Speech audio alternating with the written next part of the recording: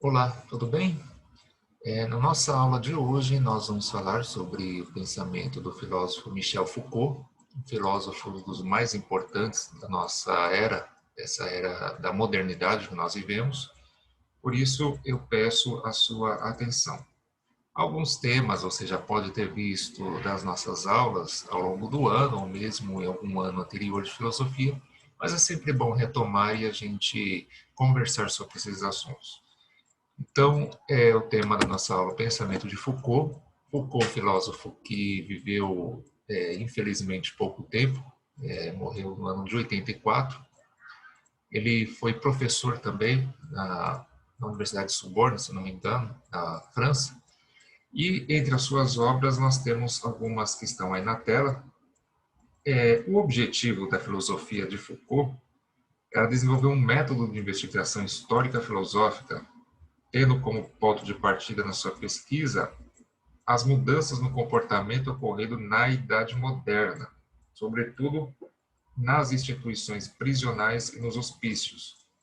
Para isso, então, ele desenvolve algumas obras como Arqueologia do Saber, História da Loucura na Era Clássica, As Palavras e as Coisas, Vigiar e Punir, História da Sexualidade, Microfísica do Poder e outras obras mais. Então a gente vai perceber que o objetivo da aula, objetivo da filosofia de Foucault era basicamente entender o que era o homem moderno, em contraposição aos filósofos mais antigos, como Descartes, como Platão, que discorriam mais sobre a questão do que é o conhecimento, do que é a razão. O objetivo dele é entender o que é a figura do ser humano, a ideia que a filosofia tem de ser humano, na Idade Moderna. O primeiro tema que nós vamos trabalhar é verdade e poder. Foucault pretendia entender como as ideias de loucura, disciplina e sexualidade, são três assuntos extremamente importantes para Foucault, loucura, disciplina e sexualidade. Como essas ideias foram construídas historicamente desde o século XVI. Suas reflexões o levaram a apresentar uma nova teoria que estabelece um nexo entre saber e poder. Segundo a tradição da modernidade, o saber antecede o poder. Primeiro busca-se a verdade essencial da qual decorre a ação. Para Foucault, porém, o saber não se encontra separado do poder, e é justamente ele que gera o que se sabe e o que se considera como verdade. Então, partia-se da ideia, os filósofos anteriores, eles partiam da ideia que você primeiro tinha o conhecimento para depois estabelecer o poder. Ou seja, um país, seja com uma política forte ou fraca, primeiro é estabelecido as bases teóricas, políticas, para depois se estabelecer o poder. E não só a nível de um país, mas também nas relações entre as pessoas. E ele diz não, na verdade as duas coisas acontecem ao mesmo tempo. O poder e o conhecimento surgem juntos. E a teoria dele então tem início pelo processo arqueológico e se completa com a tática genealógica.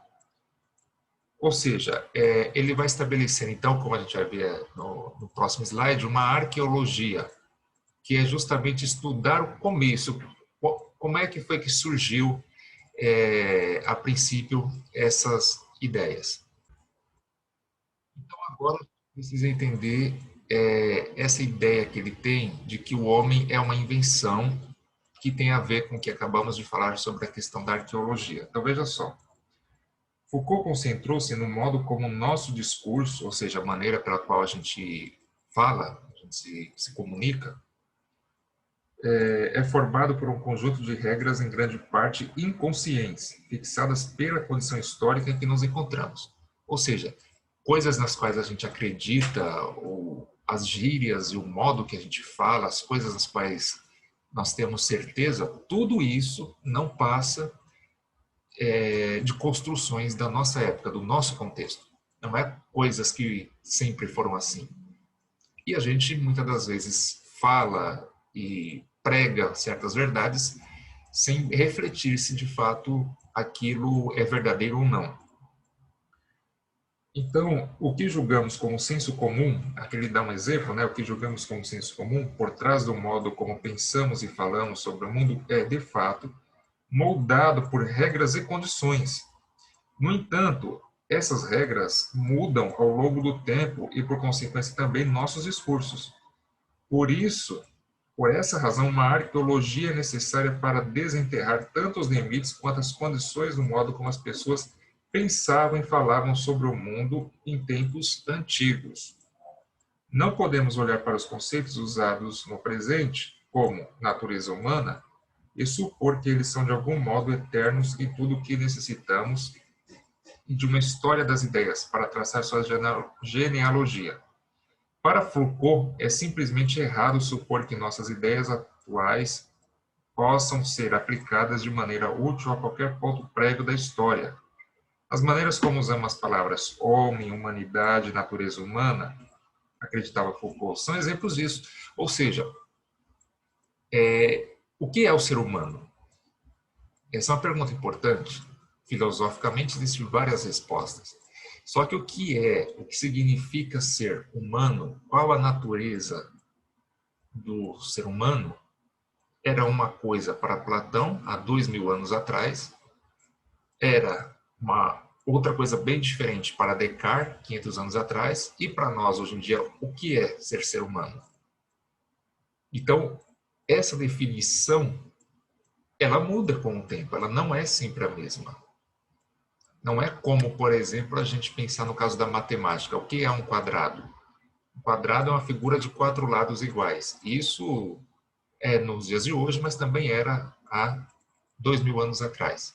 Não, a natureza humana, o que é o ser humano, esse ser tão complexo como nós, muda a ideia, né? Não é que nós mudamos, também mudamos, mas assim, a ideia da palavra muda com o tempo. E aí, segundo Foucault, as raízes dessa ideia de que é preciso estudar os fundamentos e que existe uma resposta única está na filosofia de Immanuel Kant, um filósofo da Idade Moderna também, mas do século XVII, mais ou menos. E faz a filosofia dar um salto evolutivo ao abandonar a velha questão: por que o mundo é como é?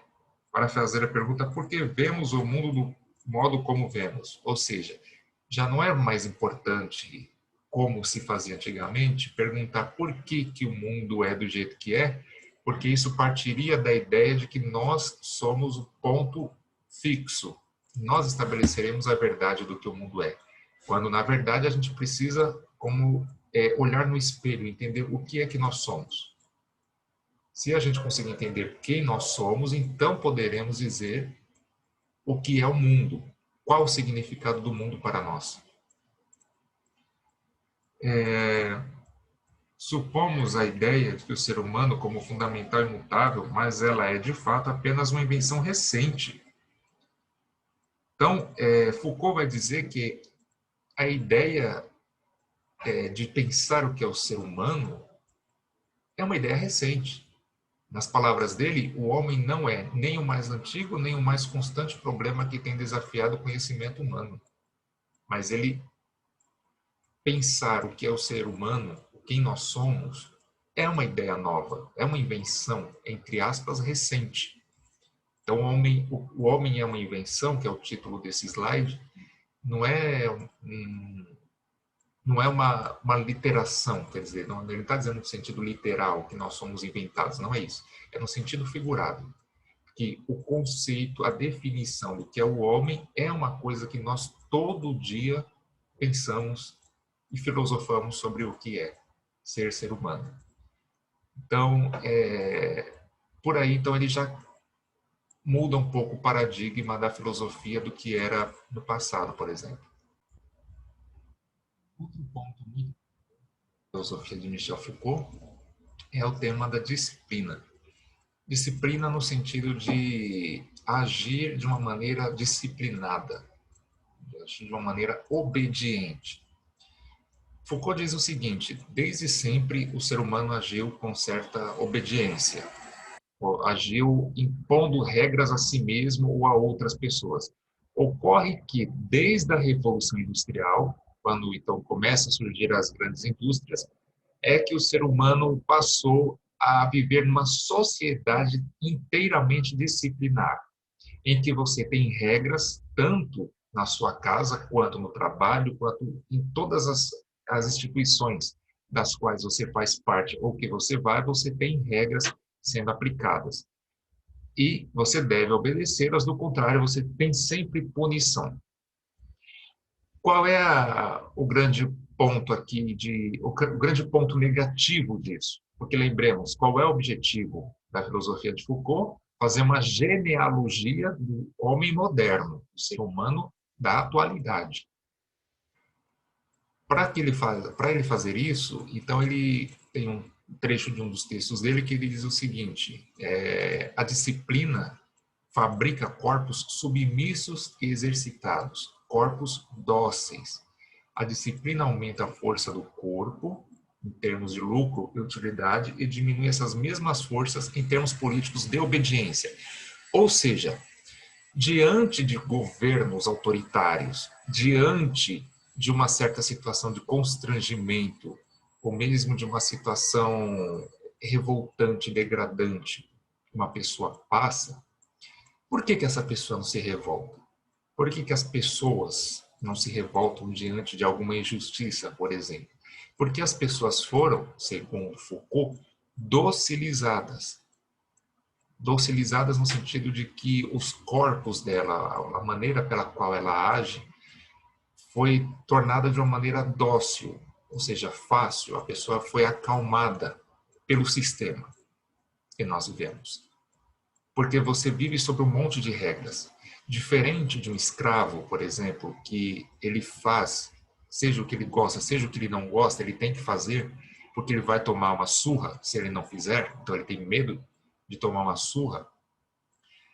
O homem moderno, que não vive mais sobre a escravidão, ele tem uma outra maneira de ser colocado sobre certas regras. Que maneira é essa? São os discursos do que nos falam. Olha, você tem que fazer isso, senão você vai ter essa punição. Você precisa fazer aquilo outro, senão você não vai conseguir o que você quer. Então, tudo que nós fazemos, sem nenhuma exceção, todas as regras, tem sempre alguma recompensa ou punição por trás daquilo. E há sempre pessoas nos vigiando. E essa é outra coisa muito importante que Foucault fala. Essa enorme vigilância que há por trás de tudo que nós fazemos. Seja a vigilância realmente de uma câmera nos vigiando, ou seja realmente uma pessoa, que seja um professor, uma mãe, um amigo, um colega de trabalho, olhando o que a gente faz. E o risco de que essa pessoa a qualquer momento pode nos denunciar. Então nós vivemos numa sociedade em que não precisa de um chicote, porque todas essas regras nos tornam dóceis, seja regra boa ou ruim, isso não importa, mas essas regras nos tornam submissos, nos tornam disciplinados, e isso é uma enorme vantagem para o sistema capitalista, por exemplo, que visa o lucro. O objetivo do capitalismo é o lucro, não é o trabalho. E aí você, nesse sistema, as pessoas disciplinadas serão bastante úteis, porque elas vão justamente trabalhar para gerar o lucro para o sistema. Entretanto, essa mesma disciplina que torna as pessoas dóceis, por outro lado, elas tornam as pessoas mais fracas, digamos assim. Elas diminuem as forças, em termos políticos, de obediência. Ou seja, a gente se torna tão obediente que, se por um lado nós temos uma força que é colocar nossa mão de obra para produzir o lucro, por outro lado nós somos fracos porque não agimos politicamente para exigir os nossos direitos, por exemplo, ou exigir alguma outra questão de injustiça. Por que muitas das vezes a gente aceita a injustiça, a gente não luta contra a injustiça? Não precisa ser somente uma questão política, mas numa questão pessoal. Porque diante de uma coisa que a gente vê que alguém fez errado, a gente às vezes não toma uma posição para falar alguma coisa, porque às vezes a gente fica com medo. E esse medo é justamente essa nossa força diminuída. porque nós somos a todo momento disciplinados por esse sistema da qual nós vivemos, que não é só o sistema capitalista, é o sistema pelo qual a sociedade funciona. Aqui nós podemos ver um bom exemplo dessa questão que Foucault fala, da obediência, da disciplina, principalmente essa questão da disciplina dos corpos, é o termo que ele usa. São corpos disciplinados. Por corpos ele está se referindo justamente a nós, né, as pessoas. Aqui nós podemos ver uma fábrica em que você tem cada pessoa desenvolvendo alguma função e essas pessoas, elas realmente obedecem fielmente aquilo que lhe foi pedido para fazer, sem questionar se aquilo era certo ou errado. Entendem? Então, a questão da disciplina, você ter as pessoas disciplinadas, não diz respeito apenas a situações de injustiça. Porque nessa foto, aparentemente, não tem ninguém sofrendo injustiça. Claro, a gente poderia dizer, será que o salário deles é um salário justo, um salário digno? De repente é um salário muito baixo. E aí eles se tornam obedientes porque eles têm medo de questionar o salário deles. E outras questões mais que a gente poderia comentar, mas o interessante é perceber que esse modelo disciplinar dentro das fábricas foram levados para as escolas. Realmente, nas escolas antigamente, nas primeiras escolas que existiram, os alunos não sentavam dessa maneira, né, um atrás do outro, numa mesa, enfileirados direitinho, não era assim. Então, a disciplina escolar, até nisso, o sistema conseguiu influenciar, que a maneira disciplinar que funciona uma escola imita a produção de uma fábrica, por exemplo. Outro ponto muito interessante em Foucault é quando ele vai estudar a questão da loucura, o tema da loucura e, e a forma como se desenvolveu as instituições fechadas. Por loucura, ele está se referindo realmente a qualquer tipo de doenças mentais. Hoje em dia a gente chama de doenças mentais, mas ainda na época dele se falava em loucura. O que é a loucura? Vou usar os termos que ele usa, tá? A loucura, segundo ele, nada mais é do que também uma construção social. Não é exatamente uma questão biológica. Porque dizer que alguém é anormal, ou seja, existe o normal e aí você fala que existe uma pessoa que é anormal. Mas quem é que define o que é uma coisa normal? E quem é que diz que uma coisa é anormal? Então, se eu estou dizendo que eu sou normal e que uma pessoa que acredita em ET é anormal, mas eu, por outro lado, eu acredito em divindades, eu acredito em deuses e coisas sobrenaturais, como é que eu posso? E eu não posso provar que existem esses seres sobrenaturais, eu não posso mostrar para a pessoa. Eu tenho a minha crença, mas eu não posso mostrar para uma pessoa. Então, como é que eu posso dizer que uma outra pessoa é anormal porque acredita, por exemplo, em ETs? A questão não é o que existe ou deixa de existir, se eu posso mostrar que uma coisa é ou não é. A questão é discutir essa questão da saúde mental. E aí, o Foucault, ele faz referência direto a um quadro da Idade Média, que é esse quadro aqui, chamado Anal dos Loucos. Ou, se a gente, um termo mais simples, é o Navio dos Loucos. Porque essa questão era muito interessante na época, na Idade Média, ou seja, bem antes da época dele, da nossa época, na verdade, porque naquela época considerava-se qualquer pessoa que tinha algum comportamento, um pensamento diferente dos outros, uma pessoa louca. E aí, então criou-se essa ideia de que todas elas deveriam viver juntas. Não era ainda o surgimento do hospício. O hospício foi surgir justamente nessa época, na época da Revolução Industrial. É nessa mesma época que surge a questão da disciplina, que vai surgir dentro das indústrias, é na mesma época que vai surgir os hospícios e vai surgir as prisões. A princípio, um hospício também funcionava como prisão. Então você tinha, muitas das vezes, pessoas que tinham algum problema, algum distúrbio mental, no mesmo lugar, confinada, no mesmo lugar que uma pessoa que cometeu um crime. Tem um filme chamado O Expresso da Meia-Noite, se eu não me engano, esse é o título, um filme dos anos 70, que mostra uma situação assim, que uma pessoa cometeu um crime e ele é preso e jogado dentro de uma prisão, e dentro daquela prisão tem pessoas com problemas mentais. Era um hospício e prisão ao mesmo tempo.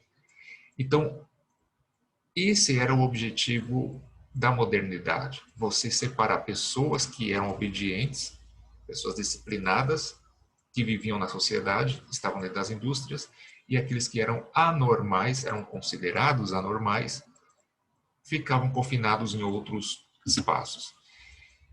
E aí, o Foucault, ele vai então colocar em questão a questão da prisão, por exemplo, a questão de vigiar e punir pessoas que eventualmente não cumprem com as regras, ou seja, aqueles que não são disciplinados. O homem moderno, portanto, esse ser humano dos dias de hoje, de um século para cá, que somos nós, que não é mais aqueles antigos, esse ser humano, ele a todo momento ele vigia e tenta punir as pessoas. E a questão da prisão, se possível, ele quer olhar a todo tempo se esse ser humano está sendo disciplinado ou não. E aí ele faz uma crítica ao panótico. O panótico é isso que vocês estão vendo na tela.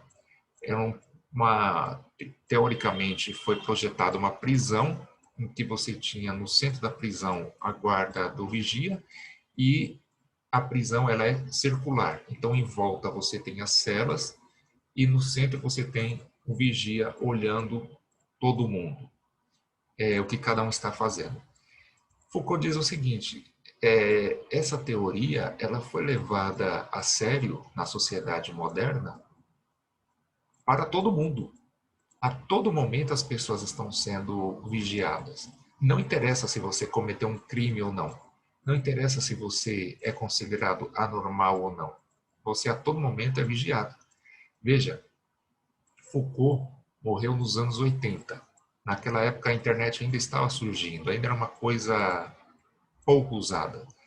Nos dias de hoje, graças à internet, a gente sabe que nós somos extremamente vigiados, que não existe a certeza absoluta da nossa privacidade. Seja porque um hacker a qualquer momento pode roubar alguma informação nossa, um celular ou um computador, ou seja porque os nossos dados estão a todo momento acessíveis, seja ao governo, seja a banco, a empresas, quando a gente faz uma compra online, tudo que a gente faz, a gente coloca nossos dados. Então, é como se a nossa vida fosse exatamente essa imagem que Foucault fala, do panótico. A todo momento você está sendo vigiado. É como se nós estivéssemos numa prisão. A todo momento tem alguém nos vigiando e nos punindo ou nos dando alguma recompensa. Mas a privacidade mesmo, a gente não tem ela 100%. Foucault vai falar sobre vários temas, a questão da política, do biopoder e vários outros temas, mas vou encerrar aqui com o tema da sexualidade, porque Foucault também vai tentar entender essa questão da normalidade, o que o homem moderno considera normal. E segundo Foucault, o homem moderno ainda está preso, de certa maneira, nas ideias biológicas do que se entende ser o corpo. Então, o que é normal na questão da sexualidade, o que é ser homem, o que é ser mulher, tem uma dimensão biológica, mas Foucault vai dizer também há uma dimensão cultural. Você age da maneira como você age, as roupas que você usa, o jeito que você fala, aquilo que você faz que se considera homem, coisa de homem ou coisa de mulher, coisa do sexo masculino ou do feminino, mediante aquilo que você foi educado para fazer ou para entender como é. Isso é uma dimensão cultural. da sexualidade, e que a sociedade moderna não aceita muito bem quando se faz alguma coisa diferente do que foi disciplinada. A questão da homossexualidade, por até alguns anos atrás, ainda era considerado por muitos grupos, inclusive por médicos, como uma coisa anormal. E por que assim era considerado? Porque fugia da dimensão biológica, que era quem se entendia por normal.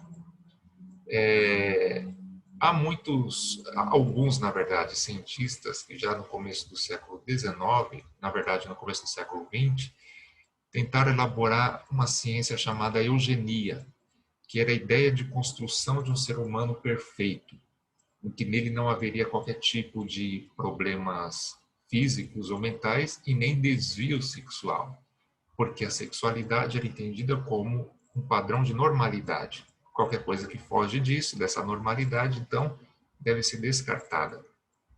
Ou seja, dito em outras palavras, a sexualidade passou pelo crivo do preconceito. Houve sempre o forte preconceito em cima do homossexual, por exemplo, ou daqueles que não se comportavam adequadamente à sua sexualidade. E há necessidade, obviamente, de quebrar esses preconceitos. Isso faz com que Foucault ele pense uma filosofia que nós devemos vivê-la.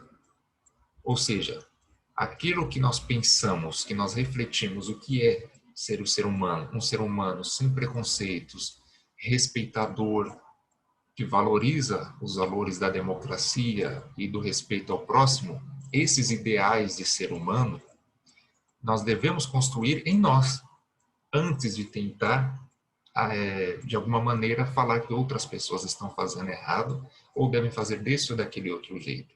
Nós devemos ser os primeiros alunos de nós mesmos, os valores que a gente gostaria de ver na sociedade. Seja na questão da sexualidade, como acabamos de falar, seja em qualquer outro tema. Nosso comportamento ético, por exemplo. Tudo isso passa sempre por um aprendizado de nós mesmos. Bom, alunos, então nossa aula chega ao fim. Vou deixar algum material de apoio em anexo. Peço que vocês vejam esses materiais, façam a atividade que está proposta, continuem participando das aulas do Centro de Mídias. Em breve estaremos juntos para continuar as nossas aulas presencialmente. Fiquem bem, se cuidem e tchau, tchau.